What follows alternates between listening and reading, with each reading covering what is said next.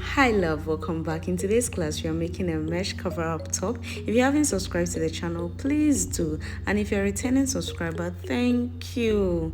You can match it with these shorts and the video is down below. If you haven't watched it, please do. Let's get right into class.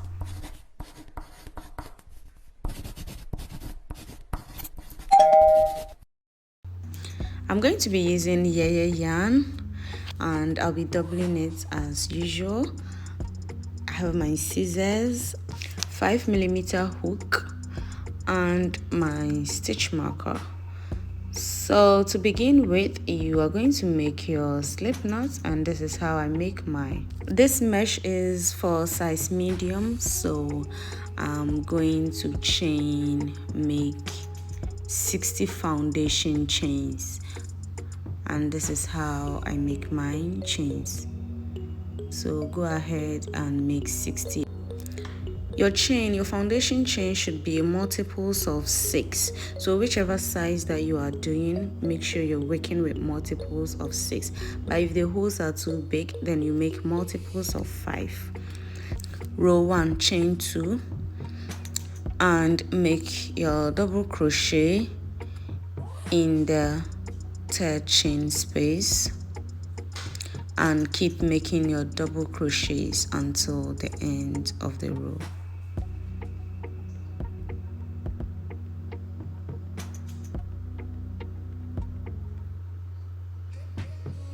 So at the end of the row, you should have 60 double crochets for row 1.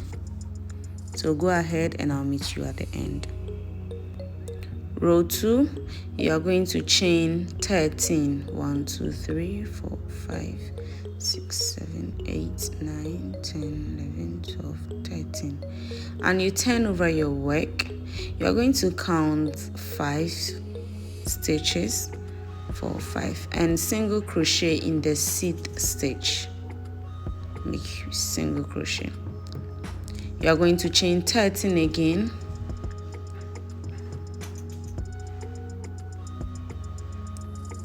leave 5 stitches and single crochet in the 6th stitch.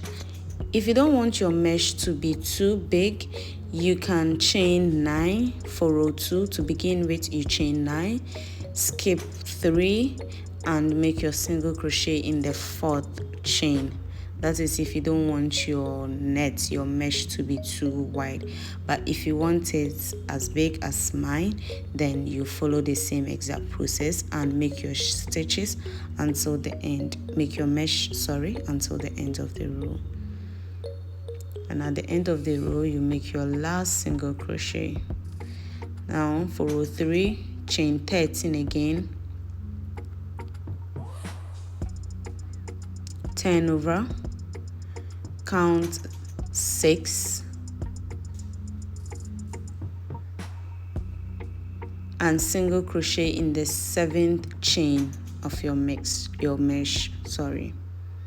You make your single crochet. So we want that diamond effect. So chain 13 again, count 6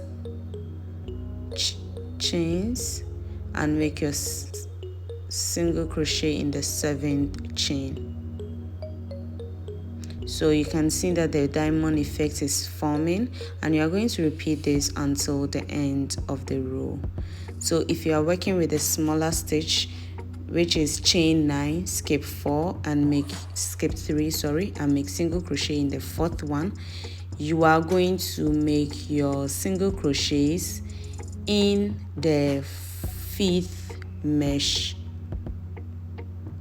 So keep doing this until the end. So at the end of the row, this is what it looks like. You're going to make your 13 chains again.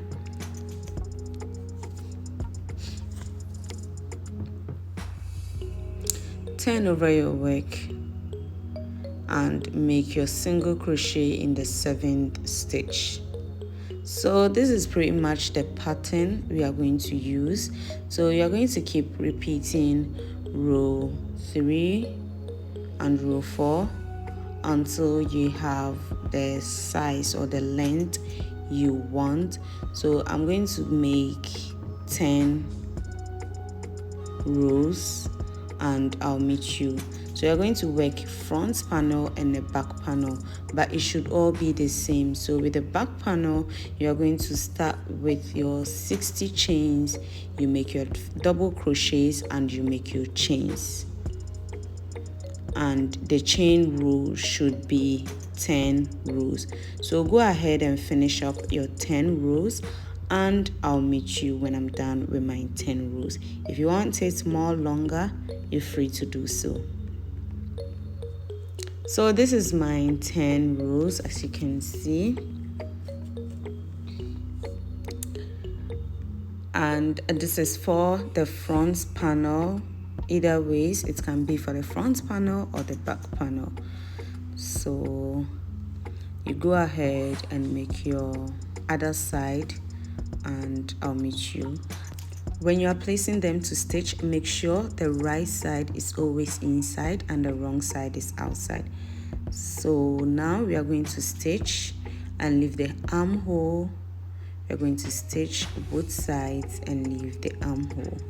So to do that, you are going to measure 8 inches, and you can measure for the size of your armhole. It can be 9, it can be 7, but I'm making 8 inches, 8.5 inches. So for row 1, for the stitch row 1, we are going to slip stitch these two sides together. So you can see I didn't cut off my yarn after making the second panel. And you are going to go in each stitch with a single crochet.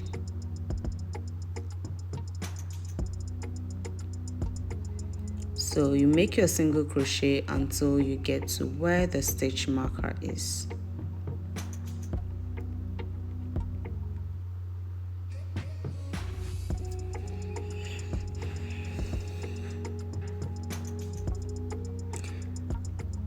So I'm at where the stitch marker is and I don't want to cut my work.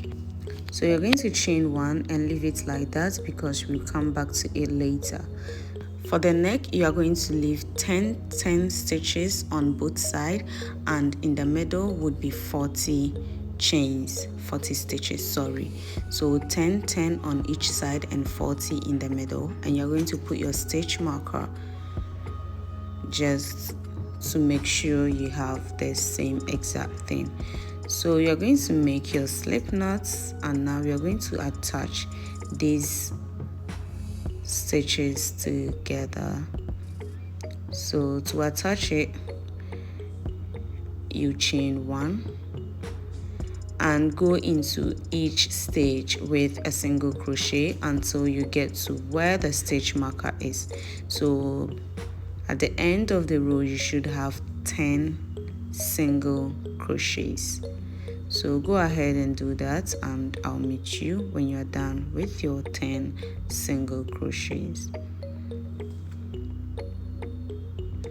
So I'm done with my 10 single crochets, or you can decide to use slip stitch, whichever way that works for you.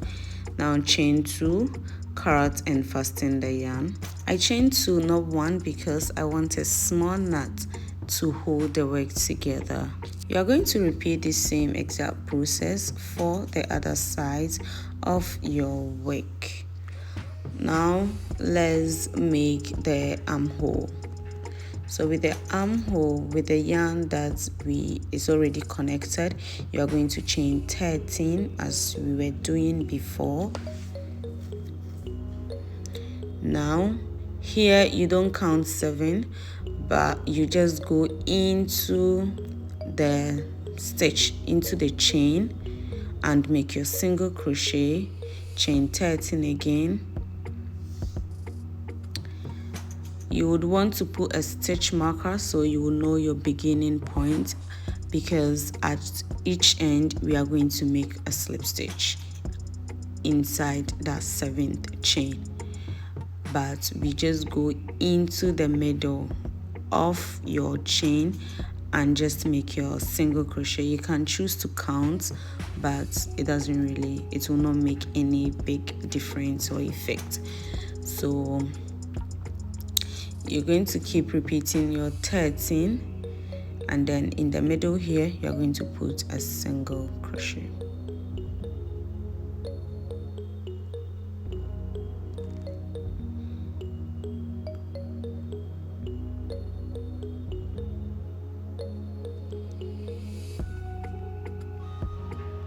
So you're going to repeat this until you are at your beginning where the stitch marker is, and when you get to where the stitch marker is, you make your 13 chains and single crochet into that stitch marker space.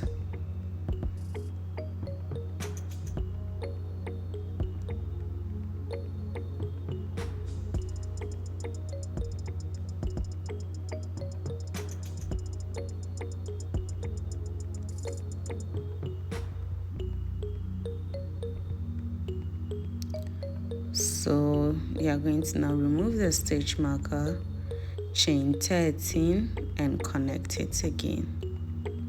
So you're going to repeat this for 5 rows. That's if only you want your arm to be a bit longer, or 4 or 3, whichever way that works for you. I'm running out of yarn, but I guess you can see and follow the process and do the same exact thing for the other hand. And for the bottom of the work, if you want the mesh to hold you at the bottom of the work, you go in each mesh space and make your decreased row so it will hold the bottom of the work. I'm really sorry I'm running out of yarn. I'm doing a lot of patches to complete this work, but I don't think the yarn left would be able to complete the work, so I would end it here.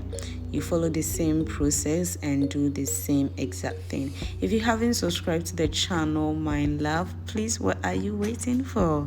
Please do.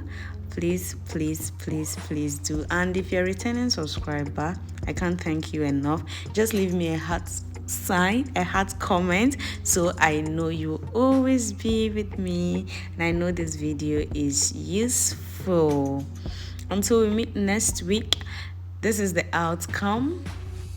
So I bought yarn and completed it. Until we meet next week, is bye bye.